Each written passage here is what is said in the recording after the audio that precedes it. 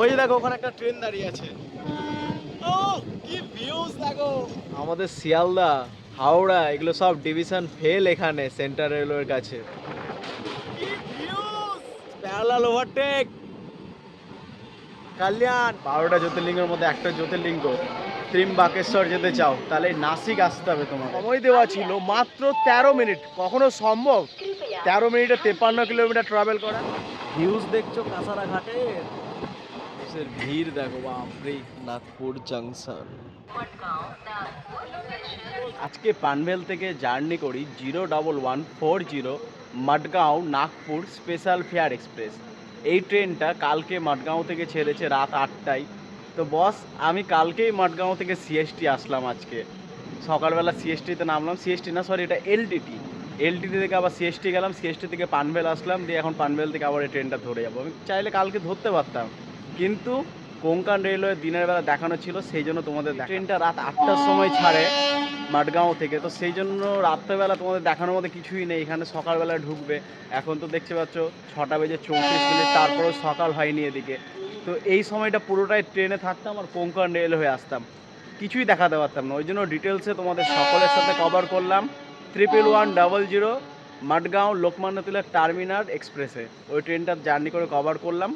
এবার আবার পানভেল থেকে জার্নি করি নাগপুর পর্যন্ত, যে 50 মিনিট। দেখো এখন পানভেলে সকাল, এদিকে প্রায় 7টা বাজতে 10 মিনিট আগে সকাল হয়। চলো 7টা 5-এ গাড়ি ঢুকবে আমাদের। গাড়ি ঢুকলে তোমাদের সকলের সাথে দেখা করছি আমি। তারপরে সারাদিন লম্বা জার্নি করে রাত 9টায় গিয়ে পৌঁছাবো নাগপুর। একটা ট্রেন ঢুকছে, কল্যাণের লোকোমোটিভ আছে। ও এটা দীঘা থেকে আসছে, সাবানবাড়ি যাবে। সামনে কল্যাণের G7 ট্রেন তো আমাদের এখন ঢুকছে। আর সামনের দিকে দেখবে একটা ডেকান কুইনের জেনারেল কম্পার্টমেন্ট লাগানো আছে।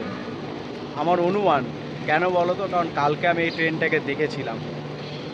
চলো দেখি, যদি সেম ট্রেনটাই ব্যাক আসে তাহলে নিশ্চয়ই সামনের দিকে দেখবে একটা ডেকান কুইনের রেক। সামনে WAP7 আজনি।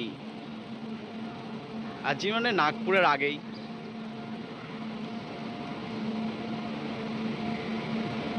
এই দেখো ঠিক তাই বলেছিলাম, ডেকান কুইনের রেকটা আছে। এই যে দেখো ডেকান কুইনের রেকটা, নাগপুর মাডগাঁও। প্যাসেঞ্জার সব কিন্তু এইখানে এসে পানভেলে নেমে গেল। এই পানভেল থেকে লম্বা একটা 17 কিলোমিটারের জার্নি পুরো উপভোগ করবে আমার সাথে। মাঝে কাঁসারা ঘাট দেখাবো, কল্যাণ পার করা। মহারাষ্ট্রের জান হচ্ছে এই বড়া পাও। তো সকালবেলা যদি বড়া পাও না ট্রাই করি তো এটা হয় জীবনে। তো চলো ট্রাই করি। আর এই যে বড়া পাও, দুটো পাউরুটি দিবে, মানে রুটি বান আর তার সাথে দুটো চপ। সকালবেলা এই বড়া পাওয়ের স্বাদ নিতে নিতে বস মহারাষ্ট্রকে বিদায় জানাই। আর গিয়ে আমরা মহারাষ্ট্রের শেষ সীমানা নাগপুরে গিয়ে প্রবেশ করি। বেরিয়ে গেলাম পানভেল জাংশন। এই বড়া পাও খাই। ও সেই স্বাদ, এটা খাওয়ার জন্য মেনলি আমি মহারাষ্ট্র আসি। দেখো ভিড় দেখো, শুধু কি অবস্থা, মানুষের ভিড় দেখো বাপরে।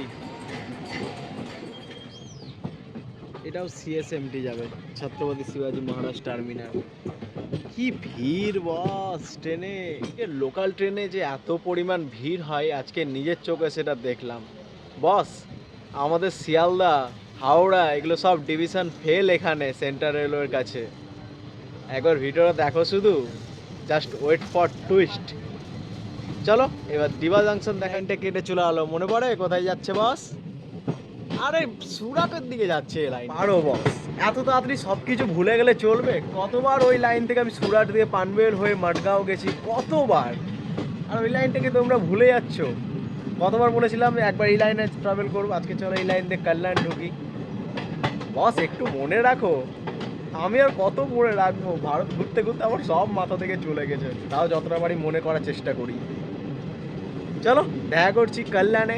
আর একটু লোকাল ট্রেনের ঝলকগুলো দেখ। প্যারালাল ওভারটেক কল্যাণ।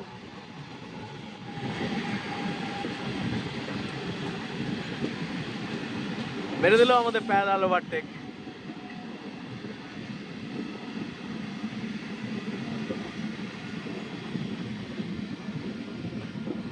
এটা কল্যাণ জাংশন যাবে। আবার এদিক থেকে একটা ট্রেন আসছে, এরও ভিড় দেখো কি অবস্থা, শুধু ভিড় দেখো।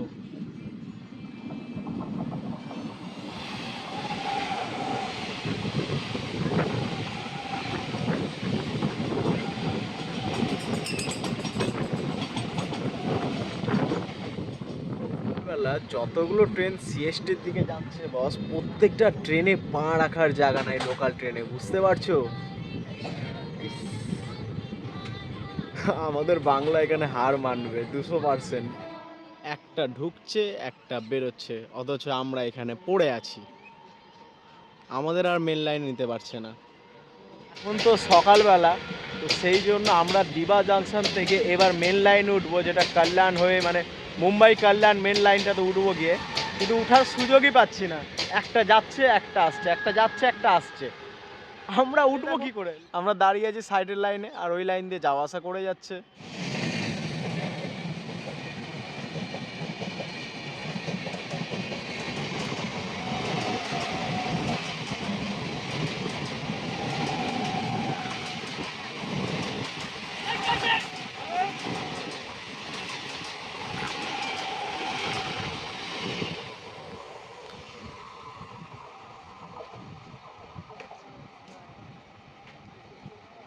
ঘন্টা সময় লেগে গেল, আমাদের এখানে আটকে রাখলো, আমরা লাইনে উঠতেই পারছিলাম না মেন লাইনে। মানে মুম্বাইয়ের ট্রাফিক এত জঘন্য যে কি বলবো তোমাদের, বলার কোনো ভাষা পাচ্ছি না। 2 ঘন্টা ধরে আমাদের লুপ লাইনে দাঁড় করে রাখলো মেন লাইনে নেওয়ার জন্য। দেখো এতক্ষণ পরে আমরা এসে উঠতে পারলাম মেন লাইনে।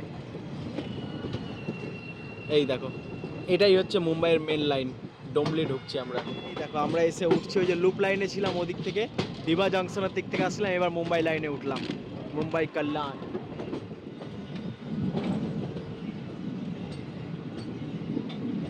দেখি দাঁড়াই কিনা এখানে গাড়ি আমাদের।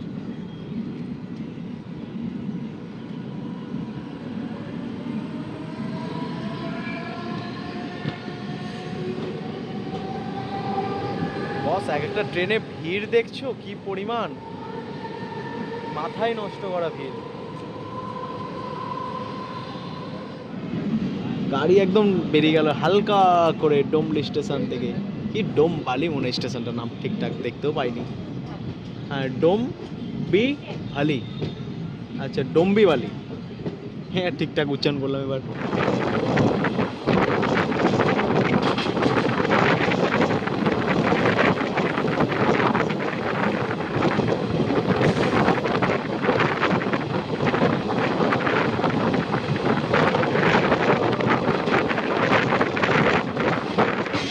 চলো এবার কল্যাণে প্রবেশ করছি।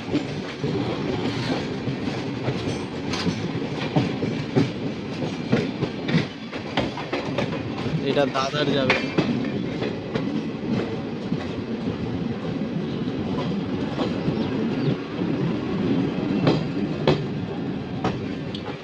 কল্যাণ জংশন। সকাল 9টা বেজে 55 আমরা এসে পৌঁছে গেলাম এটা কল্যাণ জাংশন। কল্যাণ কিন্তু একটা খুব বড় আর মেজর স্টেশন। এই কল্যাণ থেকে একটা বড় ডাইরেকশনে রুট কেটে চলে যাচ্ছে পুনের দিকে, যেটাতে আমি একবার ট্রাভেল করে গেছিলাম লোনাভলার দিকে, আর একটা আমরা চলে যাচ্ছি কাসারাঘাটের দিকে, যেটাতে আমরা যাবো। দেখছো বস, মতো যদি কোনো স্টেশনে ভ্রমণ করো প্লিজ টিকিট কেটে ঘুরবে, নাহলে কিন্তু ধরা পড়লে কেস খাবে একদম বিশাল। 10টার সময় আমরা বেরোলাম এখন কল্যাণ জাংশন থেকে। চলো এরপরে আমাদের পরবর্তী স্টপেজ আছে ইগতপুরি, কাসারাঘাট এইসবে কোথাও নেই, তারপরে নাসিক রোড, তারপরে একবারে ভুসাবাদ। তো চলো একটা লম্বাভাবে এনজয় করি। এবার মেন লাইনে আছি, কোথাও দাঁড়াবে না, একদম নিশ্চিন্তে ট্রেনে বেরোবে। E7 আছে, টিসি দেখছো বস, দেখো টিসি দেখো, এত টিসি দেখো, কল্যাণ স্টেশনে যা টিসি আছে না বস, মাথায় নষ্ট।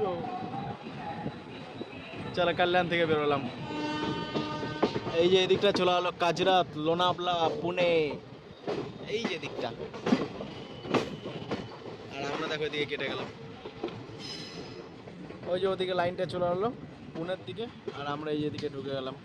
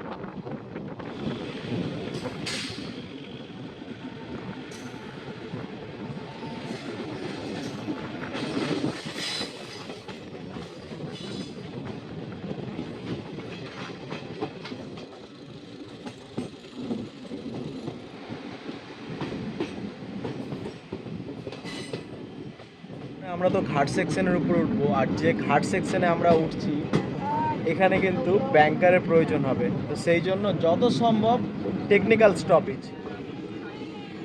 এই যে কাসারা স্টেশন, তোমাদের বলেছিলাম যে কাসারাঘাট যখনই ঢুকবো এখানে আমাদের কোনো স্টপেজ নেই, বাট টেকনিক্যাল স্টপেজ দেওয়া হয়েছে। কেন? পিছনে ব্যাংকার লাগানো হচ্ছে, ব্যাংকার ছাড়া পাহাড় চড়তে পারবো না বস, এটা পুরোটাই পাহাড়ি এলাকা। ঘন্টা 47 মিনিট দেরির সাথে গাড়ি আমাদের ছাড়লো, এবার বেরোলাম কাসারাঘাট স্টেশন থেকে। এবার পুরো কাসারাঘাটের ভিউজ দেখাবো। বেরিয়ে গেলাম কাসারাঘাট স্টেশন থেকে, এই নিয়ে আমার দ্বিতীয়বার কাসারাঘাট ভ্রমণ। চলো এবার পুরো কাসারাঘাটের ভিউজ দেখাবো। ভিউজ দেখছো? এটাই তো কাসারাঘাট বস।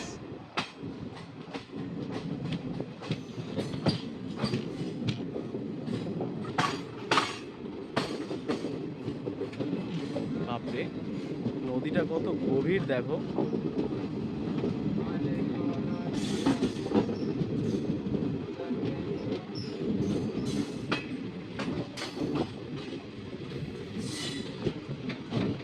থেকে গেল পিছনে কাসারা শহর।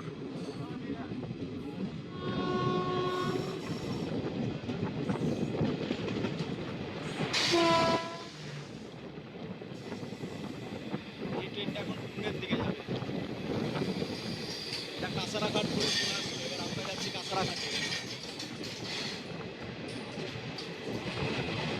কি ব্যাপার, এর পিছনে ব্যাংকার নাই?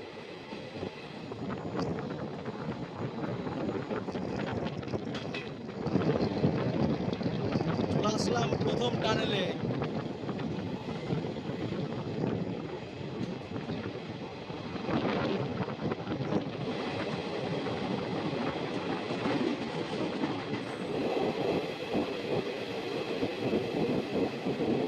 বললাম এই পাহাড়টা থেকে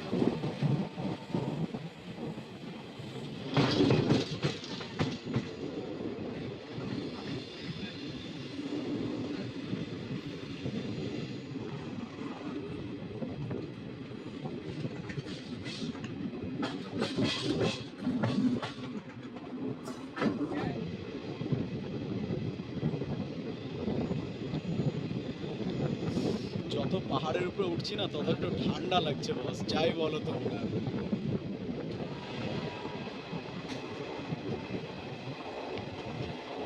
এই দেখো ওইদিকে দুটো টানেল হয়ে গেল, আসার সময় ওটা দিয়ে নিয়ে আসে, আর আমাদেরকে দেখো এটা দিয়ে নিয়ে যাবে।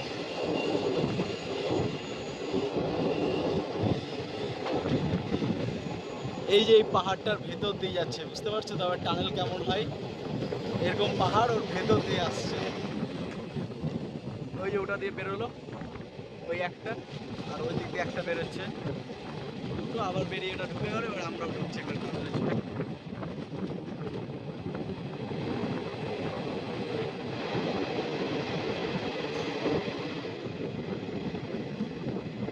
ওই যে উপর দিয়ে দেখো বাস যাচ্ছে।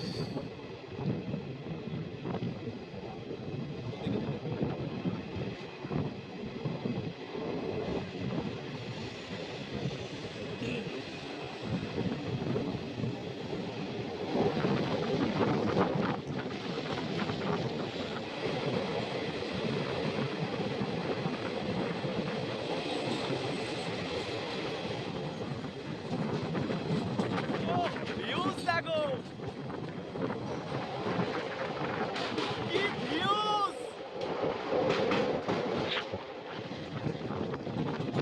আবার একটা টানেলে ঢুকবো, আর এই যে মারাত্মক লাগে এটা।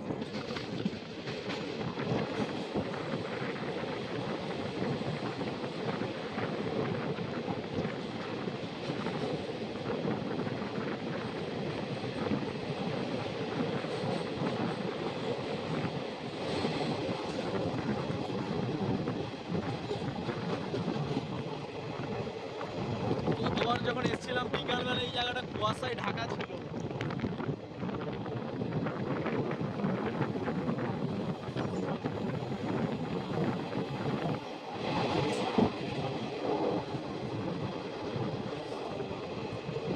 এটাই হলো কাসারাঘাট।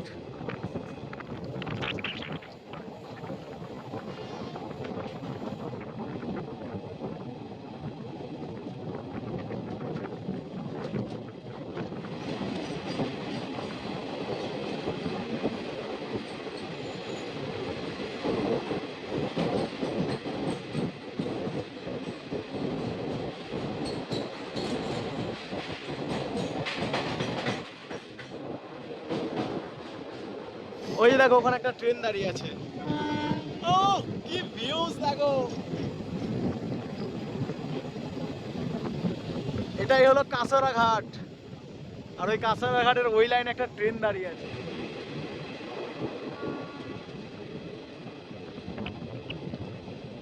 ওই ব্রিজটা দিয়ে আসলাম আমরা, কি দারুণ লাগছে বস। ওই ধারে একটা ট্রেন দাঁড়িয়ে আছে, গতবার ওখানে আমরা দাঁড়িয়েছিলাম আর এখান থেকে ভিউজটা নিচ্ছিলাম।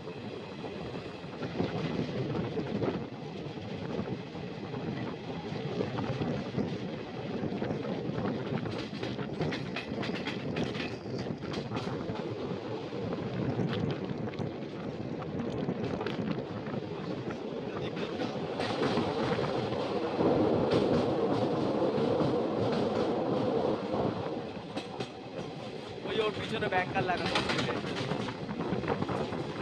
বস। কাঁসারা ঘাট দেখতে আমার তো দুর্দান্ত লাগলো। গতবার ওই লাইন থেকে ভিডিও করেছি, এবার এই লাইন থেকে করলাম, দুটো লাইনই দেখিয়ে দিলাম।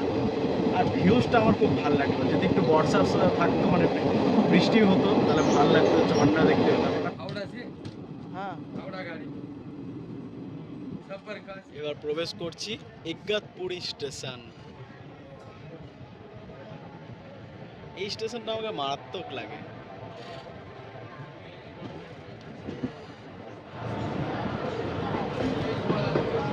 ইগতপুরি স্টেশনের পিছনে পাহাড়ের ব্যাকগ্রাউন্ডটা দেখছো। মারাত্মক 11:53 আমরা পৌঁছে গেলাম ইগতপুরি স্টেশন।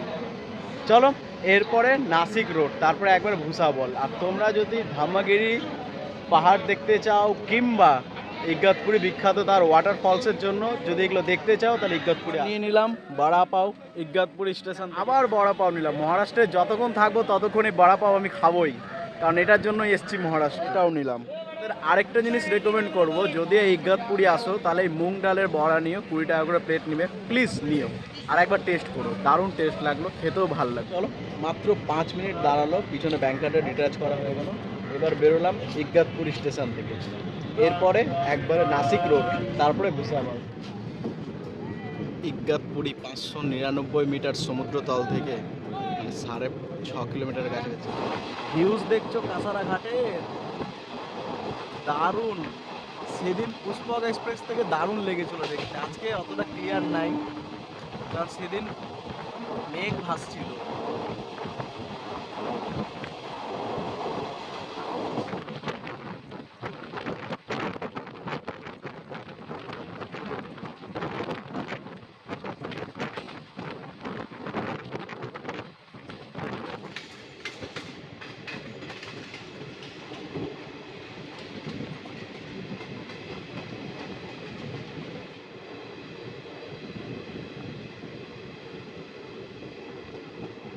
ঘন্টা দেরির সাথে আমরা এসে পৌঁছালাম এখন নাসিক রোড স্টেশন। তোমরা যদি মহাদেবের সেই মন্দিরটা, মানে 12টা জ্যোতির্লিঙ্গের মধ্যে একটা জ্যোতির্লিঙ্গ ত্রিম্বাকেশ্বর যেতে চাও, তাহলে নাসিক আসতে হবে তোমাদের।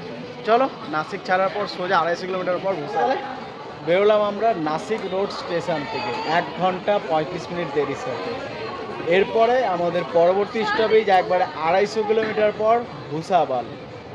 চলো নাসিক থেকে ভুসাবল পর্যন্ত 250 কিলোমিটার উপভোগ করবে আমার সাথে। মাঝখানে মেজর হল্ট হচ্ছে মানমাদ জাংশন, যেখান থেকে একটা লাইন কেটে চলে যায় আহমেদনগরের দিকে। তারপরের একটা মেজর হল্ট হচ্ছে চালগাঁও। দুটোতেই আমাদের গাড়ি দাঁড়ায়, দেখা যাক দাঁড়াই কি। চলো বেরো নাসিক রোড।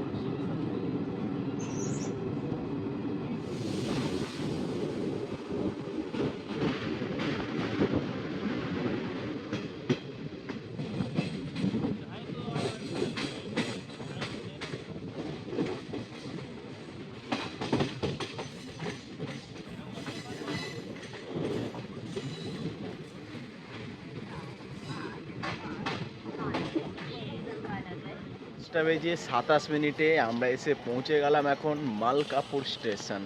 চলো এরপরে সেওগাঁও, তারপরে ঢুকে যাবো আমরা আকোলাতে।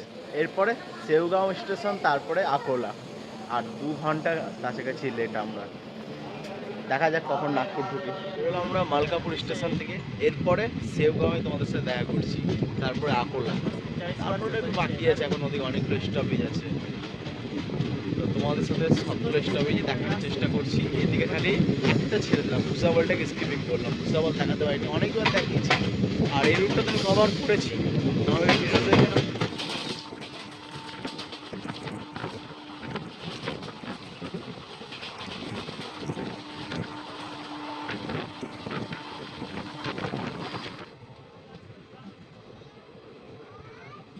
যে 9 মিনিটে এসে পৌঁছে গেলাম সাহেবপুর স্টেশন। বস একটা জিনিস আমি বলতে চাই, এটা না বললেই হয় না। দুর্গাপুর থেকে সাহেবপুর পর্যন্ত ডিস্টেন্স হচ্ছে 53 কিলোমিটার, আর রেলের আমাদের সময় দেওয়া ছিল মাত্র 13 মিনিট। কখনো সম্ভব 13 মিনিটে 53 কিলোমিটার ট্রাভেল করা? সেই জায়গায় সময় লাগলো 30 মিনিট। দেখো সন্ধ্যাবেলার মুহূর্ত, মহারাষ্ট্রের ডেলি প্যাসেঞ্জারগুলো ট্রাভেল করছে। এই ট্রেনটা তো বলতে গেলে 80% মহারাষ্ট্র এক্সপ্লোর করে, মাত্র 20% গোয়াতে থাকে। 20ও না, 5% গোয়াতে, 95% মহারাষ্ট্র। বেরোলাম আমরা সেওগাঁও স্টেশন থেকে।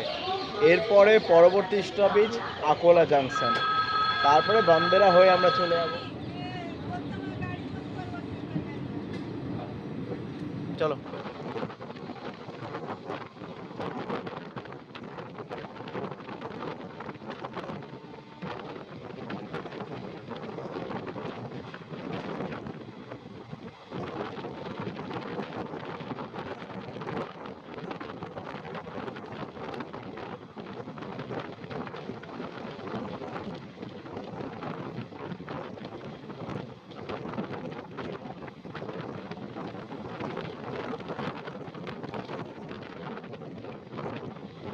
নটা বেজে 47 মিনিটে এসে পৌঁছে গেলাম আকোলা জাংশন।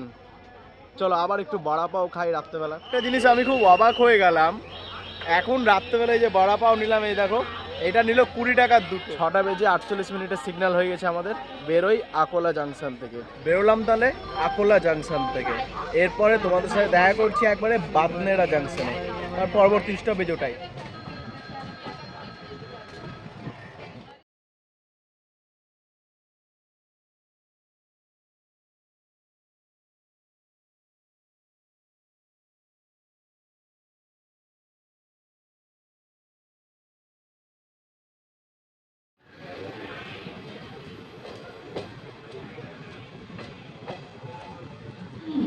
দেখো রাত্রি 7:50 এসে ঢুকলাম।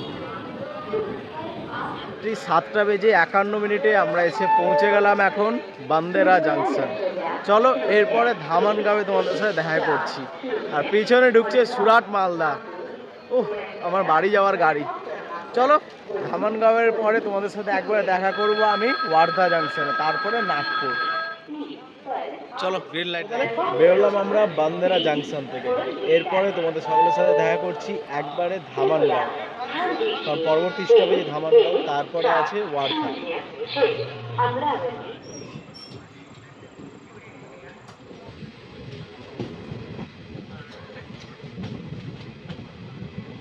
ঘন্টা দেরির সাথেই এসে পৌঁছে গেলাম ওয়ার্ধা জাংশন, এরপরে নাগপুর।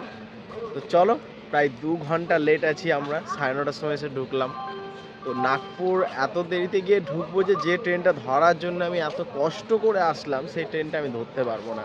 শিবনাথ এক্সপ্রেস, ওটা ইটবাড়ি থেকে ছাড়ে।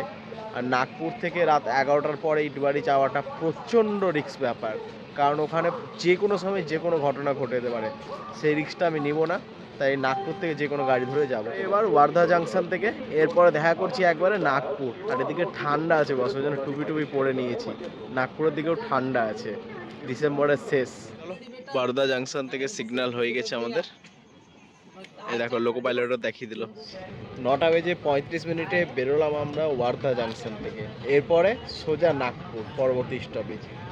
11টা বেজে পার হয়ে যাবে, যেটা ধরার জন্য আসলাম যে ট্রেনটা, সেটা ধরতে পারবো না, শিবনাথ এক্সপ্রেস। রিস্ক নিব না, নাগপুর থেকে কোনো গাড়ি ধরে যাব, ব্রেক জার্নি করে যাব, সম্পূর্ণ জার্নিটা দেখো। চলো বেরোলাম ওয়ার্ধা থেকে।